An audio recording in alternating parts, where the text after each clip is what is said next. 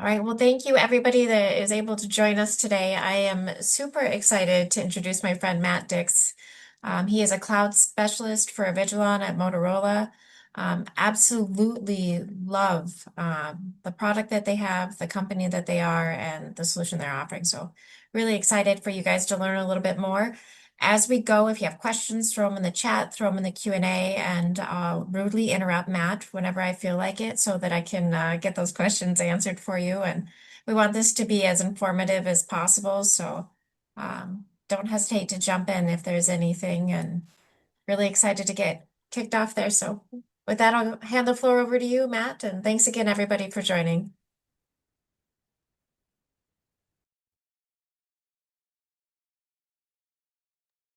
You went on mute.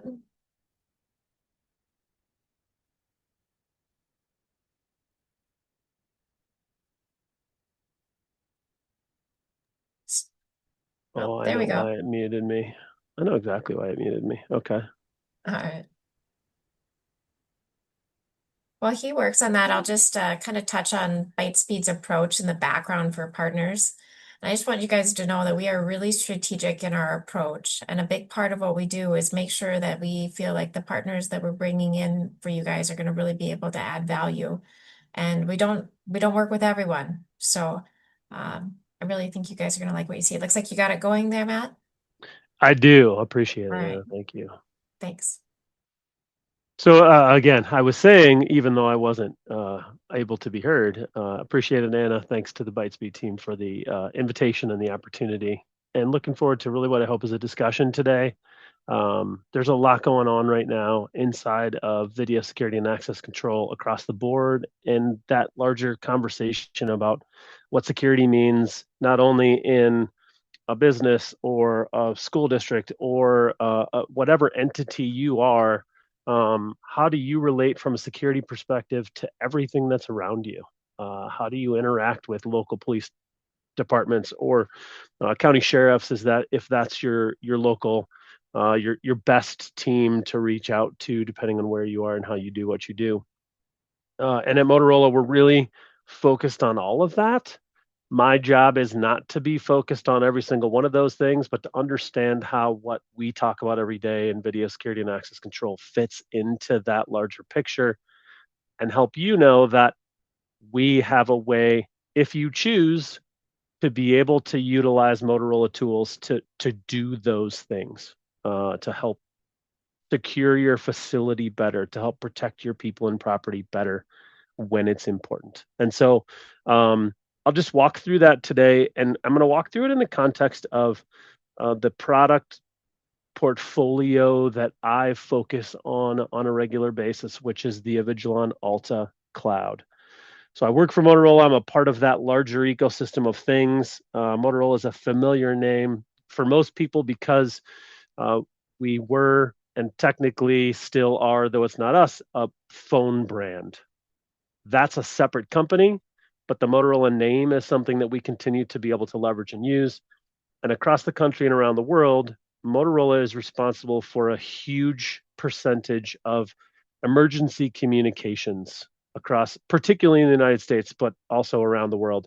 And so you'll see, again, local PD, sheriffs, troopers, et cetera, and in other countries across the world, with body cameras on, with Motorola radios on their hips, the communication on the emergency side of things, and the ability to keep that channel clear and available for people is something that Motorola has been doing for almost 100 years.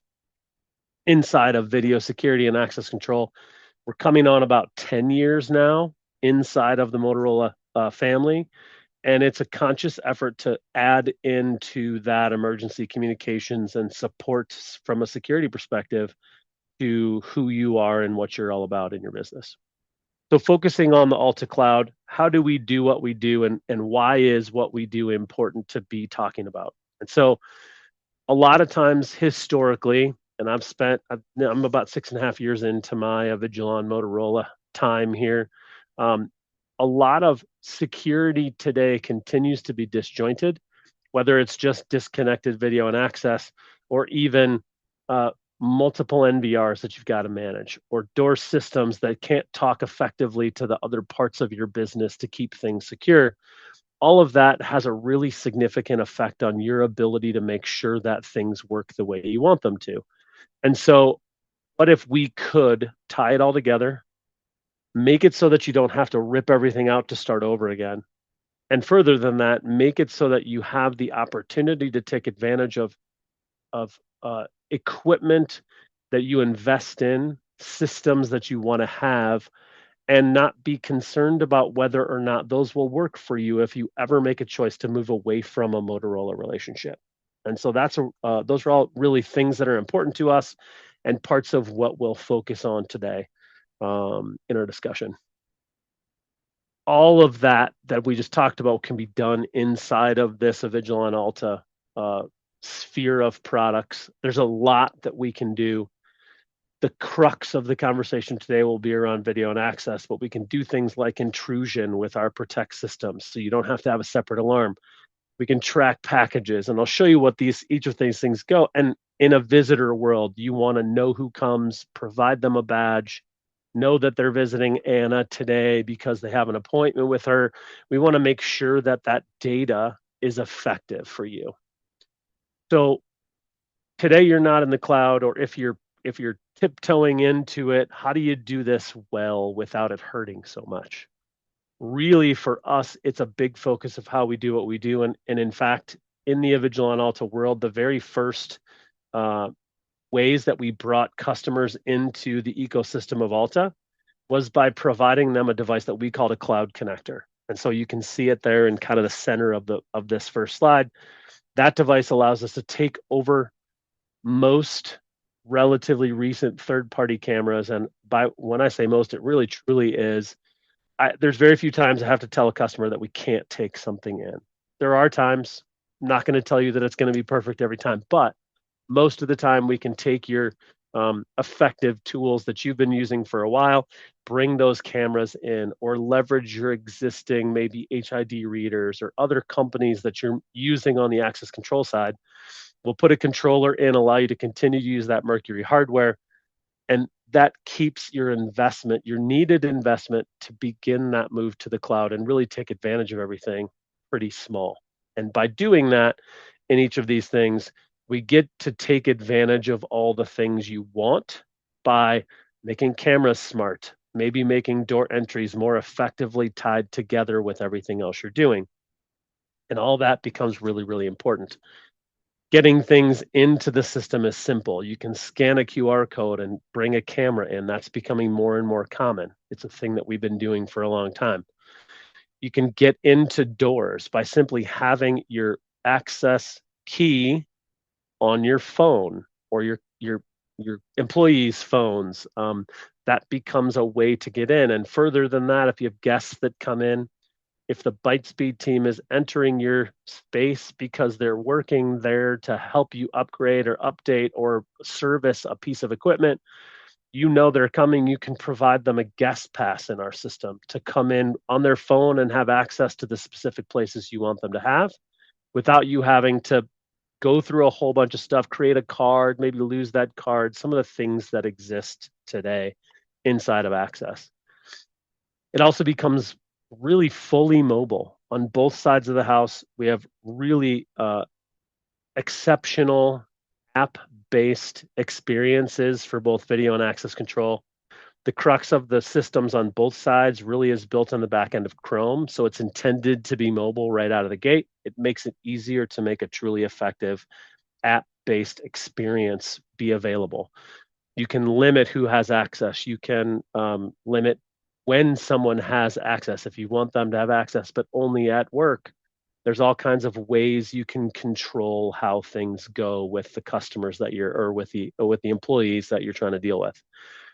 And more than that, even on existing infrastructure that you have today, you say you have cameras from Axis or cameras from a bunch of other places, maybe we can take those, if we can bring them in, those cameras automatically become something that we can create proactive notifications on, where someone's in an area that they're not supposed to be at a certain time, receive a notification on your desktop or on your phone or in an email that lets you know that something's happening that you don't want to be happening at 9 o'clock at night or whenever that is.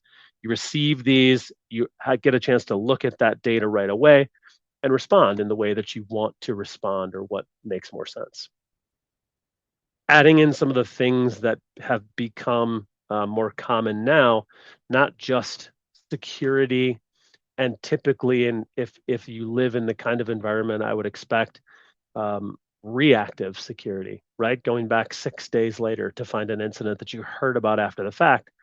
We just talked about the proactivity of it. I can also do simple things like we've got packages coming into our multi-geography facility. We've got 5 buildings across 10 square blocks, and I've got to move packages to the right spaces and hope or trust that they're going to the right people.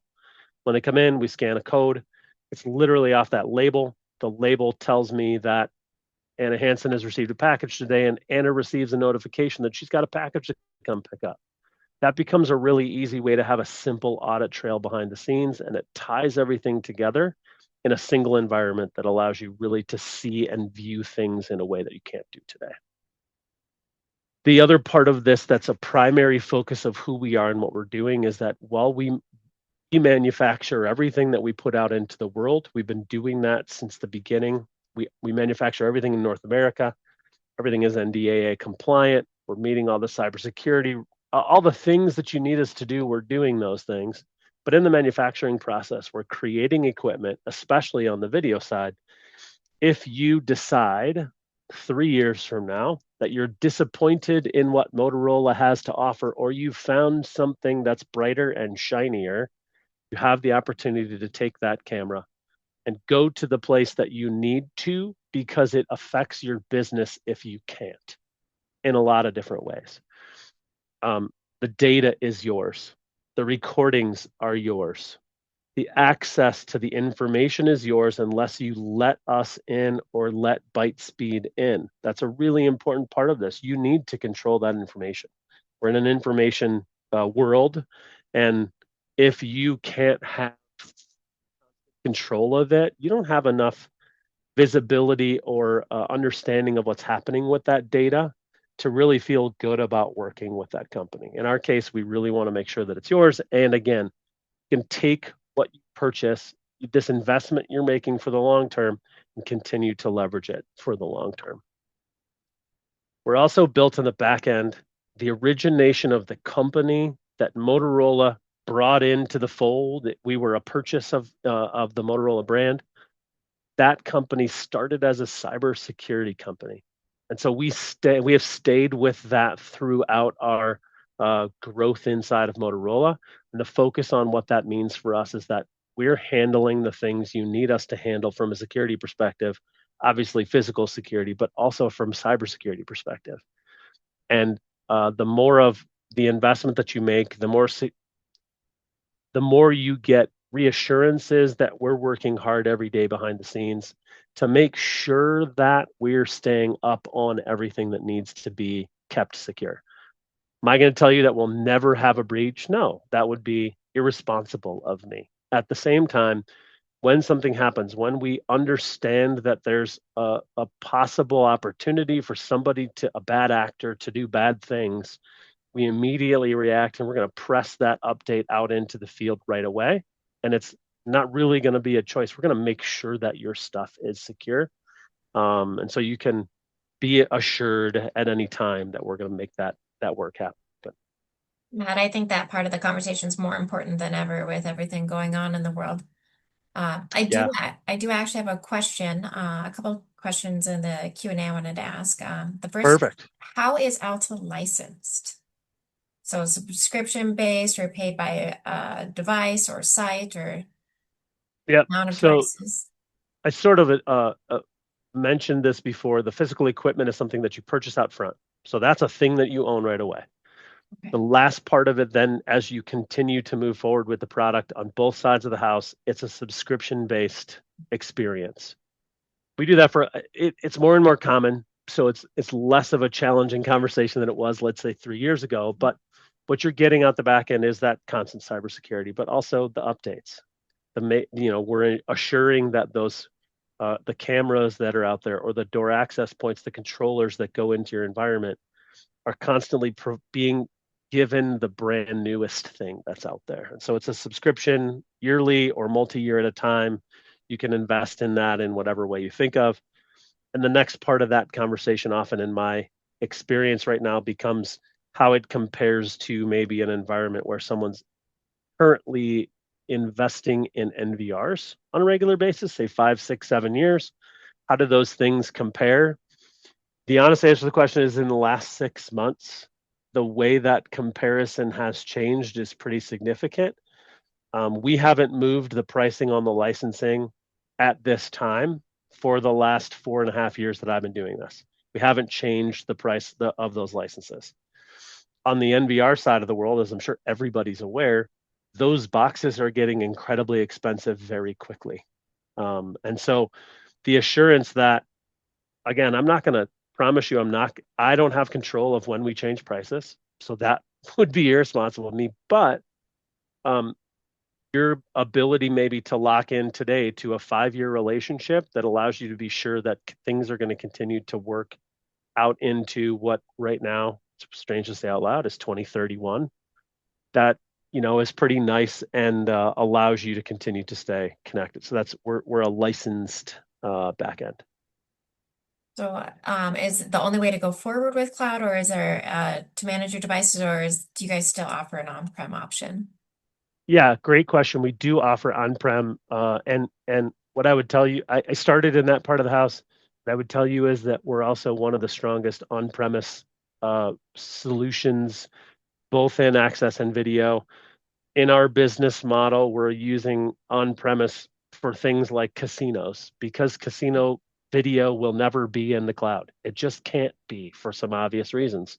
And we have a very strong presence in that vertical. So we'll continue to have a very strong on-premise solution for those that need it and or want it. But this part of our business is the fastest growing part of the Motorola business over the last 5 years, and we believe it will continue to go that way for the foreseeable future. But I really like the cloud option. I'm interested in the features and functionality that it'll give me, but I'm concerned about bandwidth. Sure, I love that question. So I was talking about our solution as an on-premise video security solution for Alta that you access through a virtual video management software that happens to live in the cloud. Mhm. So we park the software you're using in the Google Cloud. I'm in the central US. I live in Iowa. The server farm is actually about 10 miles to my east. Literally, I can drive by it every day. We do that regionally inside the US and across the world where our customers are. We make it so that it's easy to access at that point. The default for the system when you're doing video in particular, because video is a heavy data management idea, the default system means that your data, the video in particular, does not leave behind your firewall without you saying, I need it to leave behind my firewall because I'm going to make some copies and put them in the cloud. Or there's a couple of reasons why you might do that primarily, and then we have the ability to help you calculate what it looks like from a bandwidth perspective. We are using some bandwidth all the time. It's a very, very small part of the overall bandwidth that would be a part of a video system. And it's about the metadata related to the video that's happening so that it can tell you, I happen to be wearing a blue quarter zip. And so when I need to search for the guy with glasses and a blue quarter zip, the metadata allows me from the software in the cloud to begin to filter that information very quickly without there needing to be a video moved up to the cloud and then moved back again. That would be overwhelming for everybody's internet pipe, and we realize that's not really feasible. And so we don't really move video at all. So should I be concerned if I live in an area where it's common to have power outages due to different things beyond our control with weather, for example? Um, so you should be no more concerned than you might be with an on-premise system. If the power goes out, nothing works, and that's not Right. different with the internet, with the internet, right? With what we're doing in the cloud. So that part of it's going to be the same. From an internet perspective, that sort of becomes the next question. If the Yeah. internet connection isn't available, the cameras will continue to function and record. Your ability to access the VMS, the software, is somewhat limited because it does live in the cloud. You have the ability to get to a live view of the cameras if it's absolutely necessary. Typically, it's not. And so it doesn't become really a big thing. But we do have some customers that continue to want to access the sort of, I'll call it a local feed. And that's something that we have the ability to do when it's necessary. So during an internet outage, we would continue to record. So there'd be no Absolutely. loss of security Correct. during an internet outage. Very good to know. Yeah, and doors would continue to work. So the controller is the place where the Yeah, data, all the data lives, and so you're going to be able to continue to swipe for a door to get into a door, and the doors will continue to function as long as the power is still on. fantastic. That's all for now. Perfect. I love it. Love the questions. Please keep them continue to throw those out there. And thanks, Anna, for jumping in there. That was a good spot. Um, I talked a little bit about this to begin our conversation, and I want to make sure that it's pretty clear. Avigilon is a small part of the overall Motorola brand. Um, we're a very large company. We've been around, like I said, for about 100 years. It's an $11 billion a year company. And the part of this that's video security and access control across what we do is bordering on about 2 billion from a year and a half ago. So it's a portion of the business, but it's a growing portion, and it's related very directly to the other things that are out in the world. So the left-hand side of what I've got up here right now is really pretty video security and access focused. Um, Obviously, cameras and access control points. We do have a stand-up weapons detection door walkthrough solution that you might walk through at many of the Major League Baseball parks out there. Many of the NFL stadiums out there are using our solution. Um, Bigger or some of the other things that are out there. The smart sensor that's on the left is actually a Halo sensor. If you're familiar with Halo, typically people think of it as a vape sensor. It does a ton more than that, but it's all inside of this ecosystem of equipment that allows us to do interesting things related to seeing and controlling doors and things like that. And then the alerting side, which is, I think, really important. Again, I live in the state of Iowa. In many states, similar to Iowa, the Amber alerting system is actually behind the scenes a Motorola system, and it's just not branded that way. They white label it and make it into something else, an alerting system that the particular state or entity uses. We're in many Big Ten universities where when you're on campus, you get a notification. That system is behind the scenes. It's something that we kind of own and manage. Um, Within the bigger context of that, if and when something happens in the detect side of this, we can move to the respond side in the Motorola ecosystem very easily. So, as an example, somebody after hours enters a location that you don't want them to be in. It's easy for the system to say to uh, set up a rule on the video, lock the doors, automatically port that information over to the system that drives the radios and create a pre-recorded message that goes to local law enforcement or school resource officers or uh, guard services that you might have at your place. They get a notification on the radio out loud that says somebody's lurking around this area, please respond to door 27. They have the ability to get there, turn on their body camera, record what's happening. There's a lot going on that's directly connected, and we have an easy ability inside of what Motorola does to make those connections across multiple different things. And then as we get to the back end of it, you start talking about police need to respond. Now you're in a 911 center. There's a call center there. There's somebody coordinating maybe police response or ambulance fire response. All that data and information very likely is on a Motorola radio and response backend. And we have an easy ability to ensure that all those systems talk to each other very effectively, and your ability to coordinate with local emergency responders, et cetera, becomes enhanced because you're utilizing something that they're probably already carrying with them or using in their vehicles on a regular basis. So here's an example of a couple of things that would happen over the course of a day at almost any employment location. We'll be very generic about it. The simple thing on a badge swipe is somebody's arriving. You can see in this particular case, she has the credential on her phone. She swipes it at the access point. It allows her to access and open the door that she needs to get into. That makes things simple.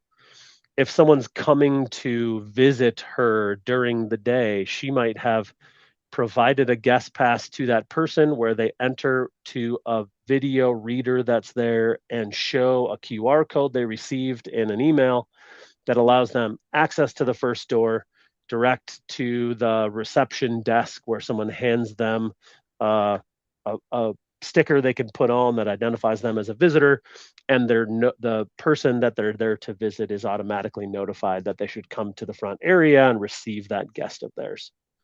I mentioned the package delivery side of things. We have an easy way to kind of fold that as a part of what it is that we're doing. And then again, maybe there's an area behind your facility where nobody's supposed to be, that there's a generator or there's something like that, and you want to make sure nobody's around it for an extended period of time. You set up an alert where there's a time threshold that gets exceeded and notifications go out to um, supervisors in there, maybe a security officer, and potentially local PD if that's something that you want to do. And that's all automated as a part of the system.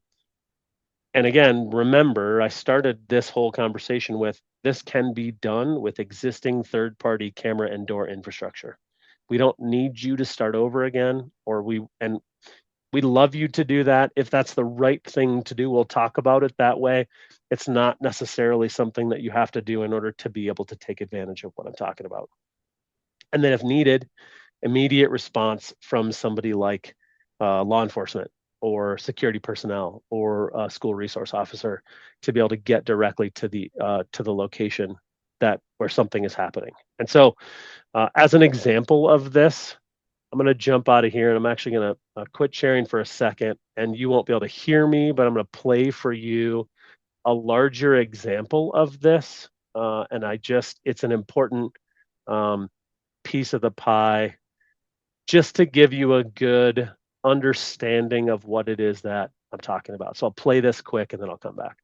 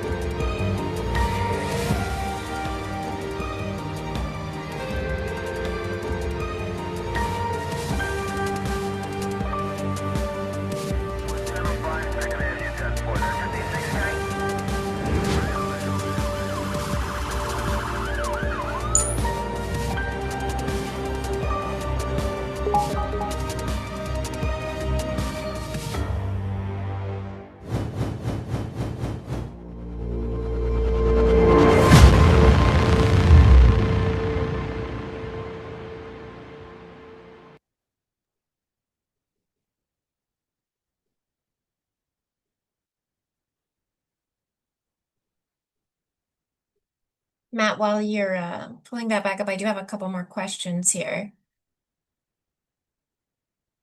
Love it. All right, so the first is we have cameras from multiple manufacturers. How do we know which ones will work with Alta and which ones won't? And what are the biggest limitations when reusing existing cameras? Yeah, I love those questions. So, how do you know?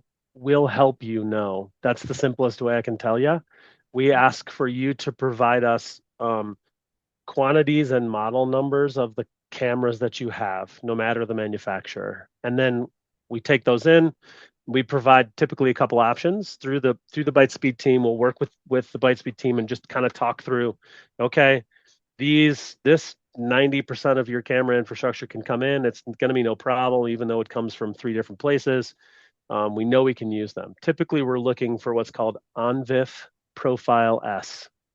Doesn't matter if that's something that you understand, but that's the backbone of how we kind of start the conversation. And then again, in that, if there are some that can't come in, we'll provide direct equivalents from a resolution perspective and a functionality perspective from within our ecosystem of acceptable cameras, so to speak. What would we recommend as the next thing? And then kind of work through with you. Here are some options. We think you should. We know you need to do this. Say you've got 100 cameras. These 8 cameras aren't coming in. Here are the equivalents, or maybe you don't want to replace those today for some other reason. Then there's 15 that are old. They're out of support and out of warranty. They'll work, but they might not be awesome just because they're old cameras. I can't make an old camera nicer or better looking. We can't make it. I wish I could, but we can't make it better. So we'll make recommendations at that level, and then give the opportunity for you to say, okay, my budget says this. Cool. Let's start with, that means we can do this much right away. And then we could create a plan that says over the next X amount of budget years, this is how we're going to attack the rest of it from an effective opportunity perspective. And there's a lot in between there, right? There's a lot of different layers of that discussion and how you want to do it. So typically that's what we do when we walk through that.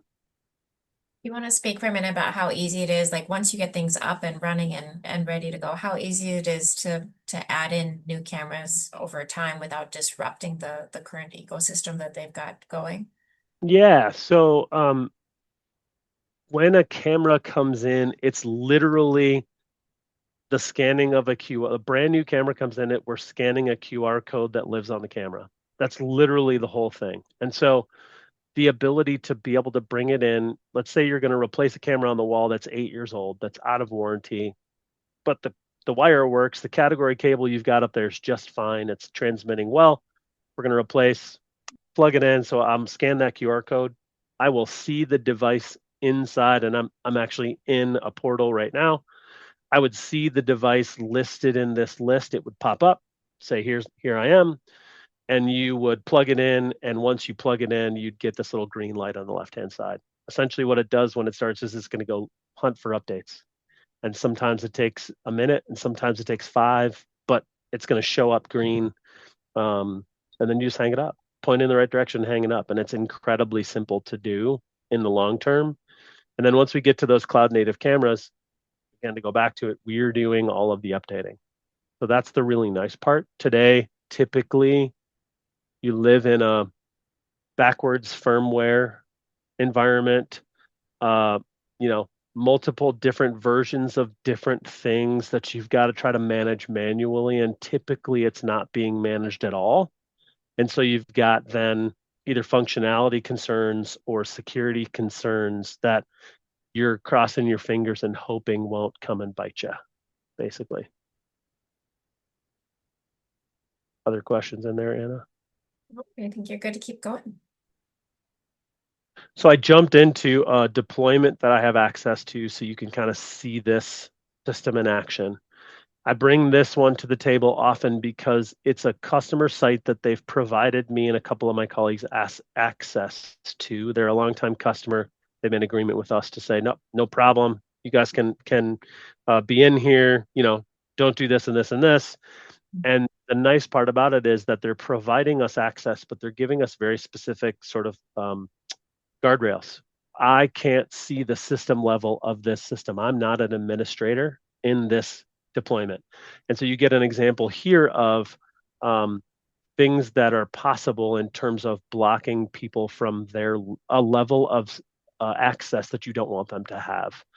I can see most stuff. I can do most things, but I can't mess with users, and I can't do anything at the system level because that would be something you'd want a system admin to be able to do.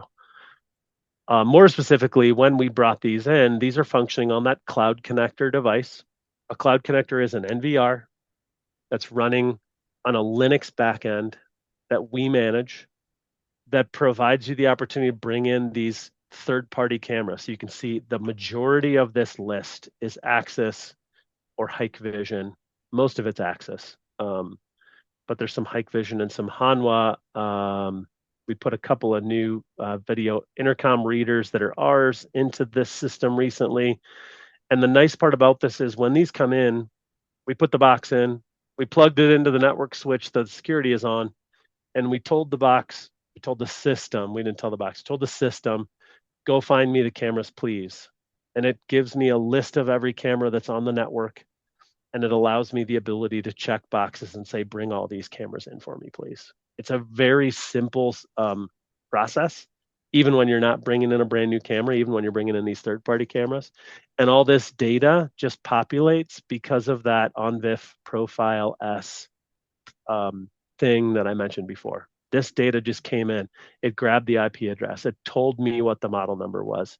It told me the data and information on the backside of this camera. So that part's really nice. It eases the ability for you to bring in a whole bunch of things very quickly without it being a very heavy lift to make this happen. It takes a little bit of work and some knowledge, but it's not a huge, complicated process by any stretch of the imagination with a little bit of preparation. So big picture on the backside, we're using third-party cameras for the most part, and I'm able to do a whole bunch of different things. So I'm gonna bring this left hand or the right hand camera up that's here. I'm gonna come back and kind of bring it up to date. And so I did a couple things there. I brought the view larger so you can really see what's happening in the view. Right now, there's a couple things happening. There's a person that's coming. There's a red box around that person. There's actually an alarm set up related to humans coming into this area of the view that I'm circling with my mouse. Guys, the honest answer, this is not mine. I didn't do it. I don't know why they set this alarm up. There's people that walk on this part of the sidewalk all day long, so I don't know why it's there, but it's there, and I can't. It's not my responsibility to change it, but it helps because I can show you that those alarms are happening and what's happening when they do. Matt, real quick, we've got a couple more questions I want to grab for you. One is about are there troublesome camera brands? I'm brands that like if I have this camera brand, it's probably not gonna work. I know like Unify would be one. Yeah, so there's a handful that don't allow us to work with them. They're proprietary brands. There's a handful of those. There's a couple that say they do this on VIF Profile S thing very well. And what we've learned over dealing with them for the last 5 or 6, 7 years is it's like a roll of the dice as to whether it's actually going to work. Sometimes they work and sometimes they don't. And that's all a part of that evaluation process. We'll walk through it with you and say, hey, here's some stuff we know. So that example I'll give you is there's a company called AirCont that has been out for a long time. They were one of the originators of a dual head camera, and everybody got super excited about those dual head cameras and bought a bunch of them. And there's a lot still out there. Those cameras, it's a 50-50 choice as to whether they work. And if we could figure out why they work, we'd be able to tell you more specifically which ones work better. We haven't been able to figure out the why, but it's kind of a shot in the dark. So we tell you that, and we'll give it a try. Typically, most brands are very good about being able to be used in this way. The one thing we run up against is there are some who are they have done the work to do the ONVIF Profile S evaluation, but they're not willing to let go. And so it's even though they can physically do the ONVIF Profile S part of it, if you have a license, you're required to carry a license for their system in order to leverage the ONVIF Profile S to move to somebody else's system. And that doesn't help you either.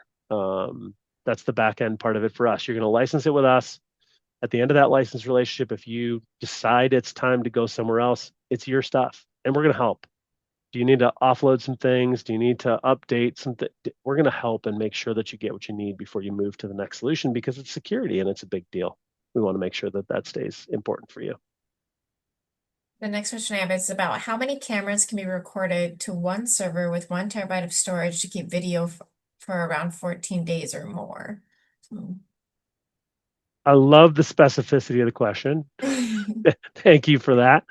Um, so when we if we're going to take over third-party cameras, we would put them on that cloud connector. The cloud connector boxes range from 4 TB to 240 TB.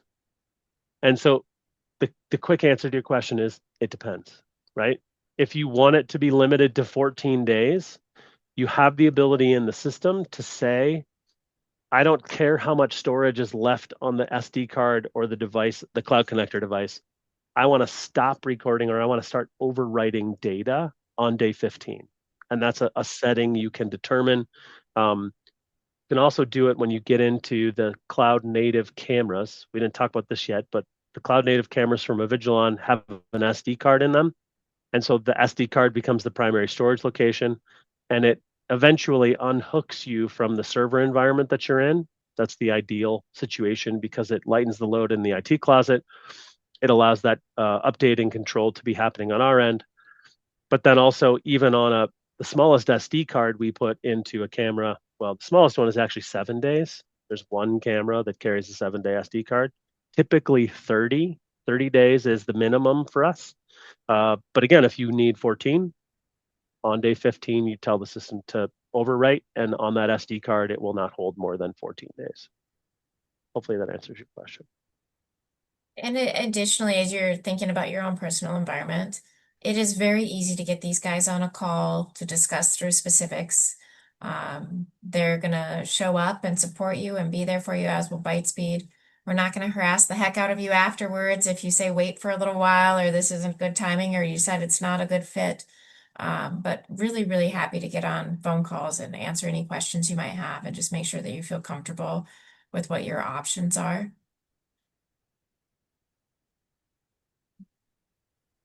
Any other questions so far, Hannah? Nope, that's it for now. Perfect. A couple of quick things I think that are stand out just from the way the system flows. So here's our alert guy. A couple of things about the system that are standouts and pretty easy. The user interface I think is very simple. It provides you get to know where things are and it provides very easy access to what you're looking for. So I can come down here and say I want to go into historic video playback mode is what we call it. And I'm going to come back here a little while. I'm just going to pull this over. I'm going to look for a spot here where we've got a bunch of people. I know there's a bunch of people because the blue in the timeline reflects the presence of people in my view. And then I want to know, hey, I need to search. Here's this group of people that are coming in. I want to find out where this human is going to. So I'm going to come up to the top and hit that magnifying glass. And then it's going to give me these overlays. And that I just clicked on the overlay that was on that person. If I come down here, it's going to highlight the space the recorded video clip that person was in. Here it is. And I can hit search. And in the system, it's going to grab that thumbnail on every camera I have available inside of a 30-minute time window. We call this a quick object search. It gets me straight to the data that I want. Typically, when I find an event that I'm curious about, I'm going to come into my system and I want to know where did that group of people come from and where did they go to? I need that larger context. And so this allows me to begin that process really quickly. And again, I've got a whole bunch of information. Here's this person. I'm not exactly sure where they went. They could have come by the front, but if I add these things in, I'm going to add in the video clips that I see them in. Here looks like another one that looks like the same human. Here's another one as they walk away. I don't know if he came by the front door or if he went inside. I was kind of hoping he'd go inside, but I can't tell if he went inside because it doesn't look like I can see him in the building anywhere else. But you can see I've got a couple examples of where that person was, and I don't need to grab too many more, but I'm not gonna. I was gonna pull this guy. I'm not sure whether that's the right guy or not. So I've got examples of where they were. It looks maybe like they came by the front of the building, so I didn't get them inside necessarily, but I've got these 4 clips. And if I want to share that out, I have the ability to create this link. And in the link, then what I can do is I can just pull up that link and drop it into my view. Oh, I didn't like that very much at all. I can drop that into my view. When I create that, it dumps it on my clipboard. And I can paste that on from my clipboard. And this is what I get out the other side. They're MP4s that are tied together that allow me just to play the video like a story. And it presents me the information that I was looking for right away without any heavy lifting. I didn't have to clip anything together, provide you with special magic software or anything like that. And that makes the experience significantly easier for most users and for most folks that you're going to send this kind of stuff to. If you have a security incident, you need to know what happened and when. You could see that process was pretty quick, and I got to what I needed right away. Other things that I think are pretty significant and interesting to see, these guys have it reset. So I'm going to show you that map functionality over here. Essentially, what we get to do in the system is that people are represented by blue, vehicles are represented by purple. Now I've got this map. It's late lunchtime, so all these blue dots are humans. All the purple dots out here is a parking lot out front. And the cool part about this is if I come in here and I click on one of these overlays, I'm actually going to get a thumbnail view of the human that the camera picked up. And it's going to allow me to see what's happening in that moment in that space. It's a pretty neat and easy way to tie things together from a visual point of view and give you these are lots of cameras, these green sections that you see, the sort of depending on how it looks, this one's covering the whole room. These cones of view that are out there allow you to see what's happening. And here's the view of that front door. If I go onto, say, this camera down here, I would be able to take the views of what's happening inside of this, and I can actually side by side these views so that I know, looking up from this camera view, this is the actual room view of what I'm doing from inside of there. And then if I needed to do that search that I just did, that search lives up here. It's all tied together very nicely from a user perspective point of view. I can do things like count the humans or the vehicles that are in any individual location. So I'm going to come back over to this one, and I'll give you like an example of this line crossing thing.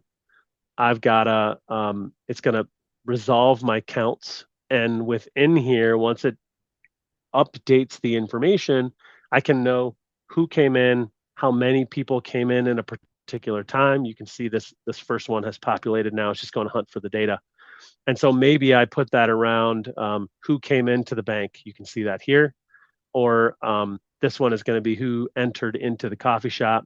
It'll just count for me. Here's the total number of people in an area over the course of a particular amount of time. So lots of easy things that are standard solutions inside of this. And remember, in this view, I'm doing this in third-party cameras. It's all done for stuff that wasn't ours natively to begin with. Other questions on things that are out there? Nothing yet.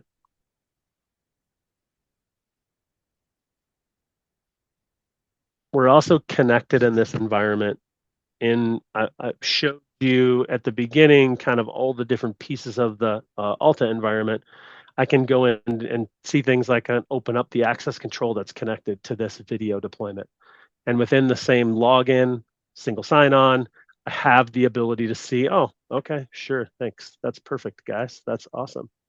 I have the ability to go in and get to my my access control data and then see those two things connected. So I could see a particular entry where I want to validate that Anna is the one swiping Anna's credential at that moment, have the ability to see that happen. I have the ability to have it recorded. And then historically, I can go back and search within the system and find out how often did Anna access that one door over the course of an extended period of time? Kind of getting closer to the end here. There's a ton of things we can dive into. I think the big picture kind of wrap up here is probably, what does it look like? What are some examples, and what does it look like to potentially go make this transition? How do we kind of begin that process? Again, it's that evaluation. What are the things that are in it? And so, what are the cameras that you have? What can we use? What are the door system that you have? How much of what you have can we take advantage of? And then walking through your plan. Does it meet your needs? Can we tie it together in ways that are unexpected? Maybe we can add in that mailroom functionality, or an overnight alarm intrusion system that you're already doing on a separate system today with extra wires and other things. You can tie those things all together and have them be single sign-on, accessible by the right number of people when they need it, all that good stuff. Typically, that process is just a matter of us engaging with the ByteSpeed team and anyone on your team that's important for the conversation, and just walking through it. Take a half hour, 45 minutes with some question and answer, both from you guys and from us. And we work together to discover the best way to solve the challenges that you're facing, in terms of whether it's our investment that we're allowed to make or that we have the ability to make, or maybe just I need to convince someone in my organization. Everybody believes this, but I got a person that's kind of hanging on to this idea of the way we needed to do it before. And how do we do that? We walk through some of those conversations as well, in terms of being able to help you tell the story internally or even externally. Maybe you're a school district, and people are uncomfortable with the addition of AI in the world, right? That's a thing that's out there. How do we tell the story? What does it bring to the table? You saw the video. That's a really important actual example of things that are out there in the world that we can help solve. And we want to be able to do that on behalf of our customers wherever it makes sense, right? And again, if you say that's not for us, that's fine. It's important that it's your system, and it's your, what are you protecting? So how do we help you in that conversation? Thank you so much for this today. Very informative. Lots of questions, lots of good answers. So we really appreciate you taking the time to jump in today. And we'll send out a recording to anybody that spent some time with us today. Like I said, if you have a follow-up, you want to jump on a absolute zero pressure call, we'd be happy to jump in and discuss more. Anything else to add from your side, Matt? No, again, just genuinely appreciate the opportunity to be invited and to provide a little bit of information today. If there's anything that comes up, further questions, reach out to the ByteSpeed team, and we'll all work together to make sure that you get what you need. Well, thank you again. Always enjoy the opportunity to hang out with you. Thanks, everybody. All right, thanks.